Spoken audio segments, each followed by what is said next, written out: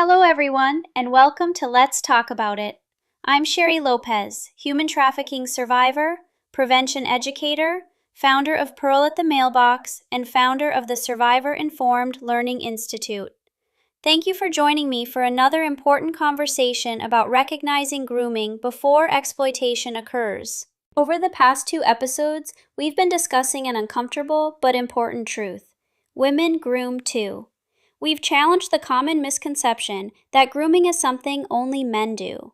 The reality is that grooming is a pattern of behavior, not a gender. While the majority of offenders are men, some women also groom, recruit, facilitate exploitation, and in some cases, become traffickers themselves. Today, I want to talk about one of the most confusing and heartbreaking roles a woman can play in the grooming process: the role of the rescuer who ultimately becomes the trafficker. When we hear the word rescuer, we naturally think of someone who helps, someone who provides safety, comfort, protection, and hope. Thankfully, there are countless women who genuinely fill those roles every day. But offenders understand something important. People trust rescuers. They know that someone who appears compassionate and nurturing is often the last person anyone would suspect. Because society often associates women with caregiving, a woman who intends to manipulate a child, teen, or vulnerable adult may have an easier time gaining trust. She may appear warm, generous, protective, and deeply invested in a young person's well-being. To everyone around her, she looks like someone who simply wants to help. She may volunteer to mentor a struggling teenager. She may offer rides after school, invite a young person over for dinner, buy clothes, provide a place to stay, or spend extra time listening when a child or teen feels lonely or misunderstood. She may become the favorite coach, the trusted babysitter, the caring youth leader, the fun mom in the neighborhood, or the family friend everyone believes would never hurt a child. None of those behaviors are wrong by themselves. In fact, many caring adults do these things every day for all the right reasons.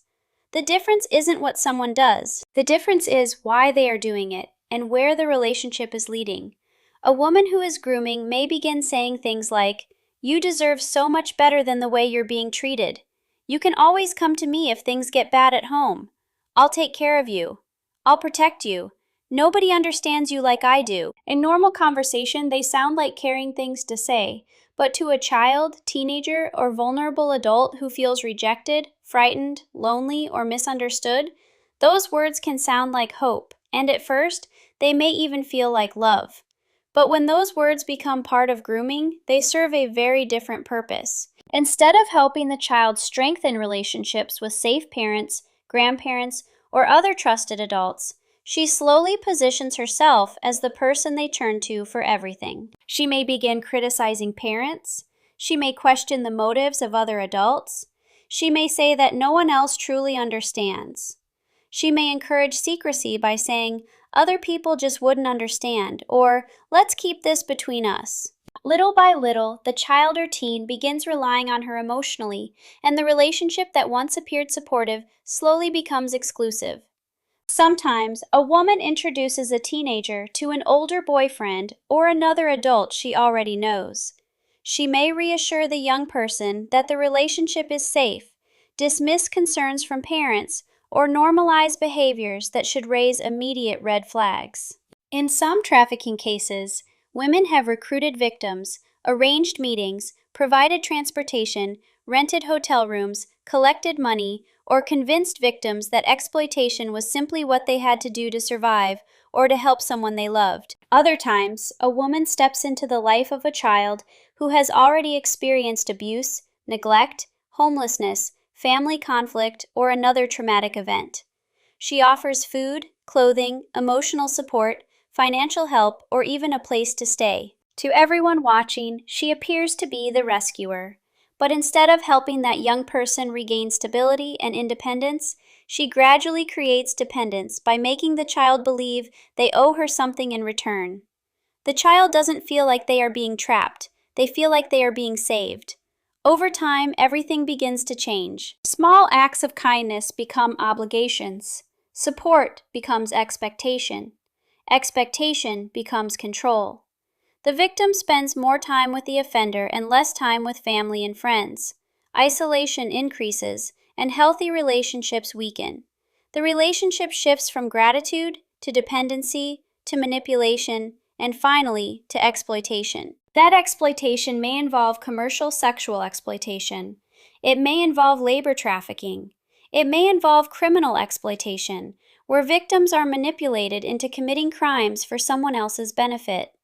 It may involve financial exploitation, emotional abuse, or coercive control. The form of exploitation may vary, but the grooming process often follows the same path: trust, dependency, isolation, control, exploitation. One reason victims remain in these relationships is because they remember how everything began. They remember the kindness, the attention, the feeling that someone finally cared. They may tell themselves, "She's done so much for me. I owe her. She gave me somewhere to live," or "She saved me." Those early acts of kindness become powerful emotional anchors, making it incredibly difficult to recognize that the relationship has changed. The victim isn't simply afraid. They often feel grateful. They may genuinely love the very person who is exploiting them, and that emotional conflict can make leaving feel impossible. Maybe instead of asking, "Does this woman seem nice?" or "Would she ever hurt a child?" we should ask different questions. Is she creating dependency?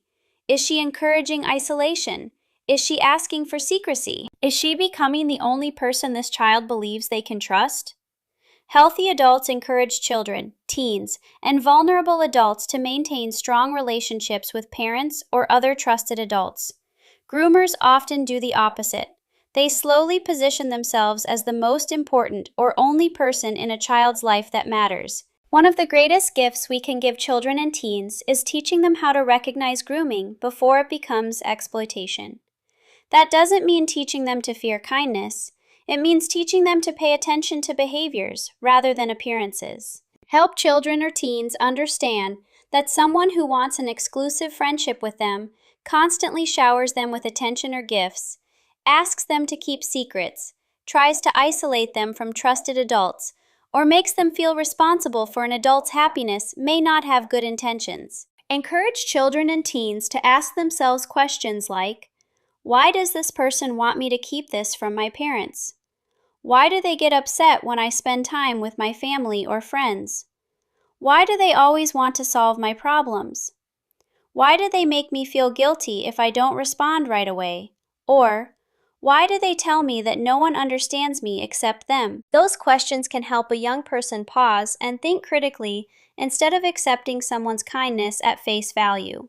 Perhaps most importantly, make sure your child or teen knows they can always come to you without fear of being judged or immediately getting into trouble.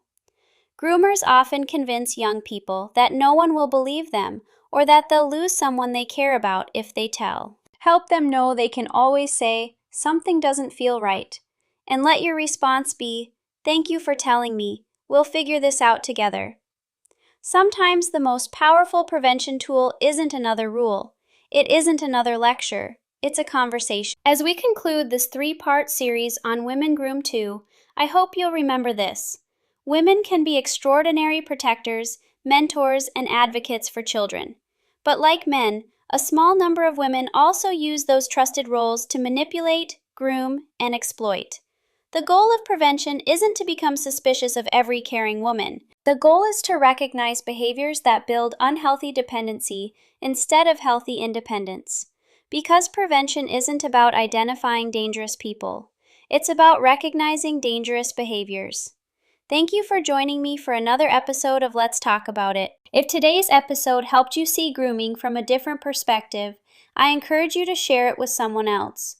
The more people who understand how grooming really works, the more opportunities we have to prevent exploitation before it begins. To learn more, visit www.pearlatthemailbox.org, explore my books on Amazon, and learn about my survivor-led online courses at www.survivorledlearning.com, including the Recognizing Grooming Before Exploitation Masterclass. Until next time, stay aware, keep learning, and remember, Sometimes the greatest danger isn't the person who looks threatening. It's the person who first appears to be the hero. Prevention begins by recognizing the behaviors that come before exploitation.